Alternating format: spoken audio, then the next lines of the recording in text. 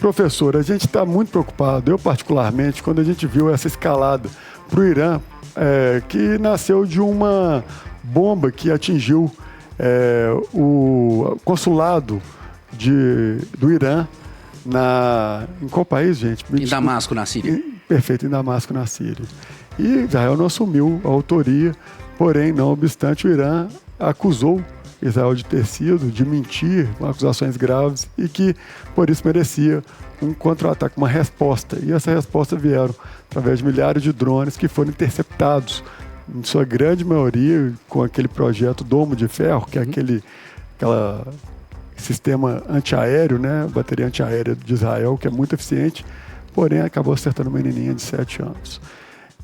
Qualquer guerra é péssima, uma morte, seja do tamanho que for, é péssima, a gente tem que sempre lamentar. Feito você disse no intervalo, você nunca veio aqui falar sobre uma missão de paz, né? Que teve aí algum pronunciamento dos países entrarem em acordo.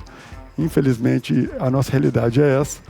E eu te pergunto, qual a entrada agora do Irã e a resposta que Israel prometeu dar a esse ataque recente do Irã? A gente pode prever que essa guerra vai escalar para um tamanho ainda maior? Pois é, Rodrigo, hoje eu acompanhei algumas análises, né? E desde o ataque de sábado, vamos colocar no intervalo aí de 48 horas, a gente teve mobilização do Conselho de Segurança, mobilização do próprio G7. Há uma ala do governo israelense que é uma ala que defende uma medida, uma resposta mais incisiva por motivos óbvios. E aí a gente vai entrar naquela outra discussão nossa de que quando o âmbito doméstico ele influencia o âmbito internacional, ou seja, há uma pressão muito grande em relação ao primeiro-ministro israelense hoje, quanto a algumas questões legais, inclusive, que ele responde dentro do próprio Estado.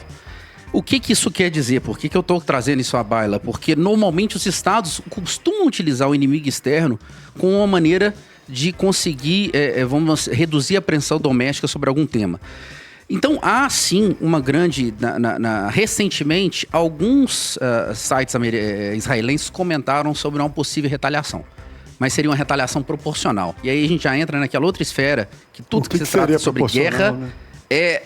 A proporcionalidade em guerra, ela só fica bonita no estatuto, né? Quando a gente olha lá a Carta da ONU, no artigo 51, é fantástica. O Estado tem o direito à retaliação, a legítima defesa, mas de maneira proporcional. Como se tratar algo de maneira proporcional? Essa já é a primeira dúvida que a gente tem. Agora, eu considero que o ataque aconteceu no dia 1º a Damasco, né? A embaixada. Apenas no dia 13 houve uma resposta iraniana. O Conselho de Segurança foi acionado no dia 14. Há um intervalo muito grande de tempo. 99% dos drones foram interceptados. Houve 72 horas com antecedência para a manifestação de países aliados em relação a esse ataque. Soa algo muito orquestrado quanto uma prestação de contas assim, para a opinião pública de que há uma necessidade de fazer algo, mas paramos aqui. Vamos do lado iraniano, tá? Minha opinião. Porém, eu acredito que o lado mais hardcore de Israel, que demanda uma pressão, uma opinião pública mais fortalecida, não vai parar por aí. Essa é a minha grande preocupação agora. Professor, desculpa, tá, Claré e Figueiredo? Eu vou pedir até para a sua resposta ser bem objetiva, porque eu tenho algumas questões que me incomodam. Muitas pessoas, eu vejo que existe uma pressão muito grande, até da própria ONU, próprios Estados Unidos, parceiros de Israel, fazendo uma pressão para o cessar-fogo, para que a guerra comece para o caminho do término dela, justificando a questão das mortes dos palestinos e tudo aquilo que vem ocorrendo lá na Palestina. E eu não vejo ninguém falando sobre fazendo uma pressão no Hamas para devolver os reféns. Tem aí pouco mais de algumas centenas de reféns ainda sob o poder do Hamas. E se a intervenção de Israel e na Palestina tem esse propósito de buscar esses reféns, não seria buscar ir mais ao centro do problema da guerra, onde o Hamas devolveria esses reféns e aí sim discutiriam um cessar-fogo? Porque ninguém faz essa pressão para que o Hamas devolva os reféns. Esse, para mim, é o ponto crucial. E aí é o medo da grande maioria dos países que estão, vamos dizer assim, pleiteando por esse apaziguamento. apaziguamento eu acho que é demais. Um arrefecimento desse conflito. Por quê? Porque a gente acaba deslocando o foco da crise. Né? 33 mil pessoas foram mortas no conflito. A gente tem ainda muitos reféns. A gente ainda tem uma pressão muito grande em uma região que está demandando ajudas humanitárias. Porém, há uma possibilidade de transbordamento para outros estados. E quando eu falo outros estados, não é só em relação ao Irã, é no Hezbollah, na relação do Líbano, é no próprio Iêmen com os Houthis, em relação a países vizinhos que podem enxergar nisso uma possibilidade de uma reacomodação de forças. Ou seja, deixa-se de focar no mais objetivo e o mais urgente e começa a se focar... O mais óbvio. O mais óbvio, gente, concordo plenamente. Israel não está querendo acabar com a Palestina de forma gratuita, simplesmente tem lá uma centena de israelenses que foram sequestrados pela força terrorista do Hamas. Eu não vejo ninguém, nem a ONU, fazendo a pressão para que o Hamas devolva, que solte, que liberte os reféns. Enfim, Claré. Pois é. Professor, minha primeira satisfação recebê-lo mais uma vez aqui. Eu fico me questionando assim, a gente não consegue ver o futuro, não dá para a gente saber o que vai acontecer. Mas lá atrás, quando teve aquele início da guerra da Rússia, né, com a Ucrânia, tinha pessoas que falavam assim, vai durar uma semana, 3 semanas, 6 meses, a gente não sabe exatamente o que vai acontecer. Eu não sei, eu tenho, dentro da minha ignorância, mas pelo histórico, eu tenho a impressão que essa de Israel é um negócio assim, que em primeiro momento não tem previsão. A previsão é de fato demorar anos e anos e anos. Eu estou certo nesse sentido?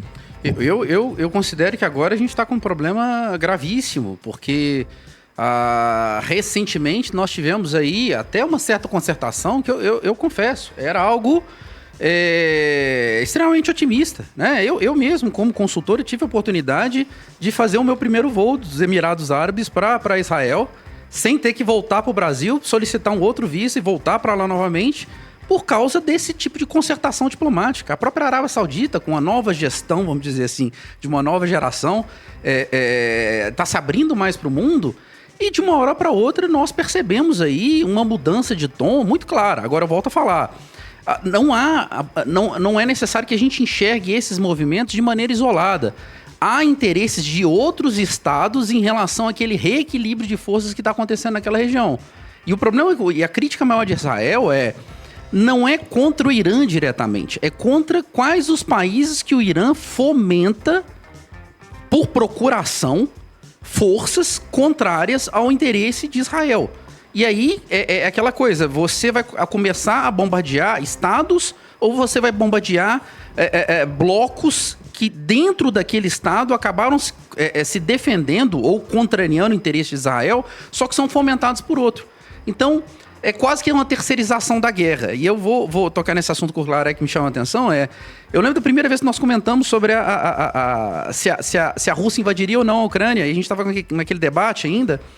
E eu lembro das várias vezes que nós conversamos sobre as possibilidades desse armistício acontecer.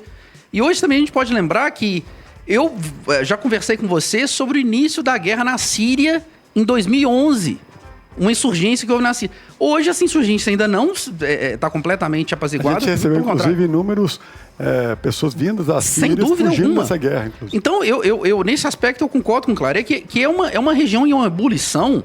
Mas, reforço, a gente não está falando de um estado exclusivamente contra outro. A gente está falando de um estado em um ano eleitoral estadunidense que demanda e depende desse tipo de apoio de uma grande parte do eleitorado, de outras regiões que têm interesse, como China e Rússia, naquela movimentação de poder da Síria e do Irã.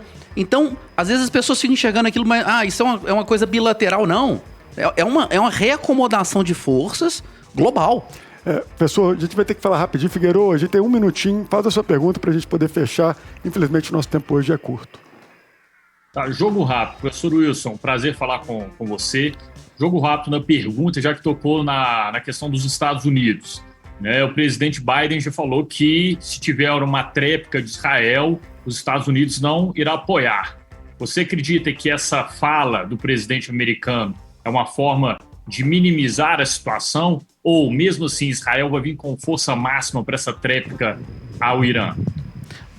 Eu acredito que é uma fala para a imprensa, né? Porque, inclusive, em relação ao Domo de Ferro, grande parte da artilharia também foi estadunidense. Teve um apoio também do Reino Unido nessa defesa. É óbvio, em nenhum momento é de interesse para o Biden, em ano eleitoral, levantar qualquer possibilidade de se tornar mais beligerante. Agora, há grande parte do eleitorado que fomenta a posição dele como democrata de se manter no governo. Então, respondendo, sem dúvida alguma que os Estados Unidos apoiaria, não de maneira explícita, mas nos bastidores. Muito bem. Professor, a gente vai precisar da sua vinda mais vezes aqui, porque é um tema, infelizmente, que está longe do fim e que levanta aí uma dúvida gigantesca e uma desinformação muito grande que existe, porque até a guerra ela é ideológica, então tem as suas versões, suas visões e suas narrativas. Então a gente tenta trazer aqui na 98 a forma mais cristalina das informações para que as pessoas entendam, tirando a ideologia, deixando apenas aquilo que importa, que são os fatos.